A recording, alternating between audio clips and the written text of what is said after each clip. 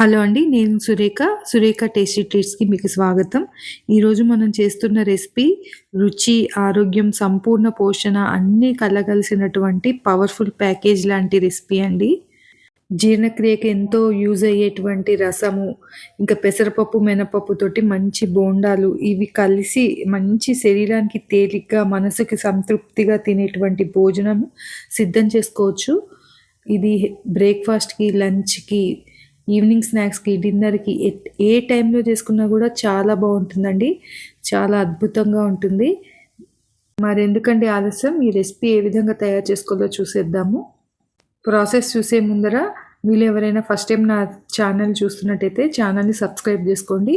ఇక్కడ నేను ఒక కప్పు మినపప్పు తీసుకున్నానండి. అలాగే 2 స్పూన్ల బియ్యం తీసుకున్నాను. అలాగే ఒక హాఫ్ కప్పు దాకా పెసరపప్పు వేసుకుంటున్నాను. పెసరపప్పు వేసుకున్నట్టయితే మంచి రుచి వస్తుందండి మనం చేసుకునే బోండాలకి. వీటిని అన్నిటినీ కలిపేసి ఒక 2-3 సార్లు వాష్ చేసుకొని చక్కగా ఒక 4-5 గంటల పాటు నానపెట్టుకోండి.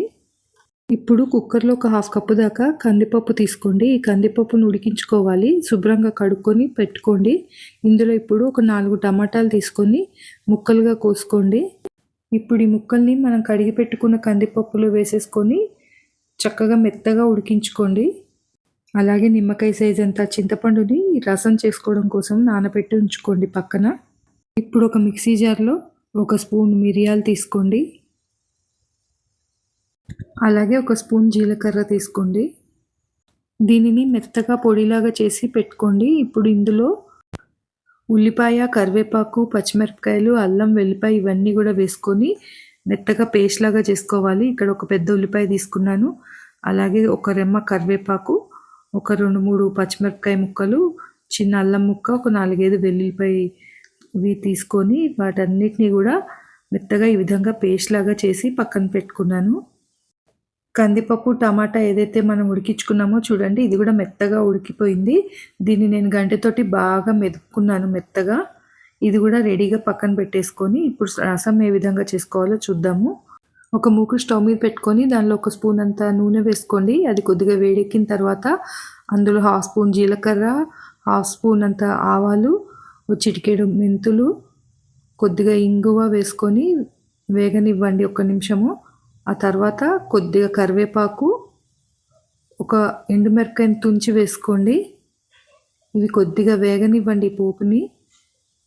ఇవి కొద్దిగా వేగిన తర్వాత మనం ఏదైతే పేస్ట్ చేసి పెట్టుకున్నాం కదండి ఉల్లిపాయ ముద్ద, అదంతా కూడా ఈ పోపులో వేసేసుకొని ఒక 2 నిమిషాలు అలా పచ్చివాసన పోయేదాకా వేగనివ్వండి. మనం ఆ పేస్ట్ అంతా కూడా పచ్చివే వేసాం కాబట్టి ఒక 2 నిమిషాలు ఆ నూనెలో చక్కగా వేగినట్టయితే మంచిగా వేగి పచ్చివాసన పోయి మంచి రుచి వస్తుంది. ఆ తర్వాత మనం ముందుగానే ఉడికించి పెట్టుకున్న ఈ టమాటో ఇంకా కందిపప్పు మిశ్రమాన్ని కూడా ఇందులో వేసేసుకోవాలి. అన్నీ కలిసేటట్టు బాగా కలుపుకోండి. కలుపుకున్న తర్వాత ఇప్పుడు ఇందులో చిటికెడు పసుపు వేసుకోండి. అలాగే కొద్దిగా రుచికి సరిపడా కారం, కాస్తంత ఉప్పు వేసుకోండి. అలాగే 1 స్పూన్ రసం పౌడర్ వేసుకోండి. అలాగే 1 స్పూన్ ధనియాల పొడి వేసుకోండి. అంతా చక్కగా కలిసేటట్టు బాగా కలుపుకోండి. ఇప్పుడు ఇందులో మనం ముందుగానే నానబెట్టి పెట్టుకున్నాం కదండి చింతపండు, దీని రసాన్ని తీసుకొని ఇందులో వేసేసుకోండి. చింతపండు పిప్పి రాకుండా ఈ విధంగా చేతిలో పోసుకొని ఆ చింతపండు రసం అంతా కూడా అందులో వేసేసుకోండి. తర్వాత అందులో ఒక 2-3 గ్లాసుల నీరు పోసుకోండి. నేను ఏదైతే మనం పప్పు ఉడికించుకున్నాం కదా ఆ కుక్కర్లోనే కొద్దిగా నీళ్లు పోసి బాగా కలిపేసేసి అందులో ఉన్నదంతా కూడా ఇందులో వేసేసుకున్నాను. చక్కగా నీరు మనకి ఎంత కావాలో మనకు చిక్కదనాన్ని బట్టి నీళ్లు పోసుకోండి. ఇప్పుడు ఇందులో ఒక చిటికెడు బెల్లం వేసుకోండి. అంతేనండి, ఈ పప్పుచారులో మనం వేయాల్సినవన్నీ కూడా వేసేసుకున్నాము. దీన్ని మంచిగా మరిగించుకోవాలి. పచ్చివాసన పోయేదాకా మరిగించుకొని పైనుంచి కొద్దిగా కొత్తిమీర చల్లుకున్నట్టయితే ఇది రెడీ అయిపోయింది.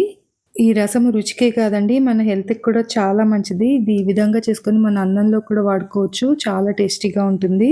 ఇది కేవలము రుచికి మాత్రమే కాదని చెప్పాను కదా! దీనిలో వేసిన మిరియాలు జీవక్రియకి బావుంటుంది.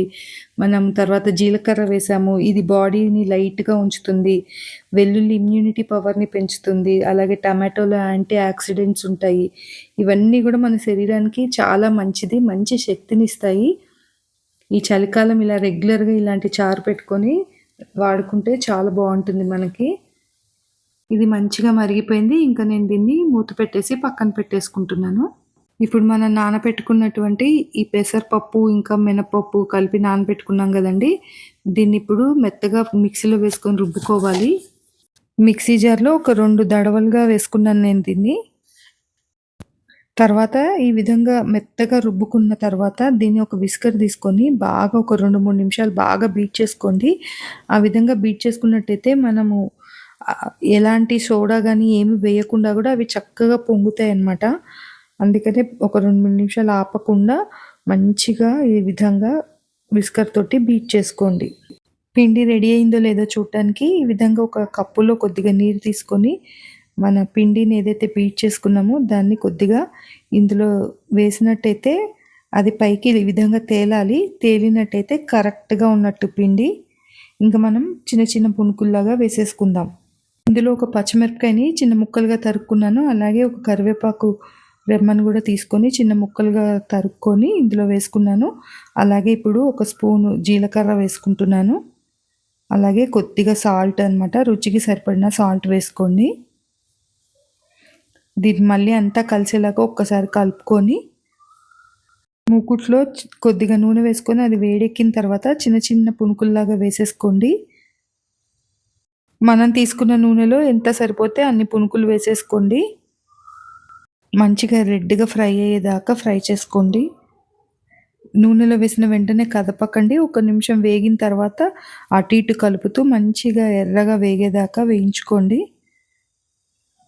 వేగిన తర్వాత వీటన్నిటిని తీసేసుకొని ఒక పేపర్ నాప్కిన్ పరిచిన ప్లేట్‌లోకి తీసేసుకోండి. అదేవిధంగా ఈ పిండంతా కూడా నేను చిన్న చిన్న బోండాలుగా వేసేసుకొని తీసేసి పక్కన పెట్టేసుకున్నా అండి. ఇంకిప్పుడు వేడి వేడి రసము ఇంకా మన బోండా రెడీ అయిపోయినాయి. ఇది పర్ఫెక్ట్ అండి. మీకు టైం ఉంటే మార్నింగ్ బ్రేక్‌ఫాస్ట్ చేసుకోవచ్చు. లంచ్ టైంలో కూడా పర్ఫెక్ట్‌గా ఉంటుంది. డిన్నర్ టైంలో పర్ఫెక్ట్‌గా ఉంటుంది. అదే స్కూల్ నుంచి పిల్లలు వచ్చిన టైంకి ఈవినింగ్ స్నాక్స్‌లా కూడా బ్రహ్మాండంగా ఉంటుంది. మీరు ఏ టైంలో అన్నా చేసుకోండి. పర్ఫెక్ట్ మీల్ అండి. మంచి పౌష్టికాహారము. తప్పకుండా ప్రయత్నించి నాకెలా ఉందో తప్పకుండా చెప్పండి మీరు. అలాగే వీడియో నచ్చితే వీడియోకి ఒక లైక్ చేయండి. ఛానల్‌ని సబ్స్క్రైబ్ చేసుకోండి. ఈ విధంగా మనకు కావాల్సిన బోండాలను ఒక ప్లేట్‌లో వేసుకొని ఇలా చారు పోసుకొని దాని మీద తింటే అసలు ఈ చలికాలం చాలా బాగుంటుందండి. వేడి వేడిగా సూపర్ టేస్టీగా ఉంటుంది. తప్పకుండా ట్రై చేయండి. ట్రై చేసి ఏ విధంగా వచ్చిందన్నది నా కామెంట్స్‌లో చెప్పడం మాత్రం మర్చిపోకండి.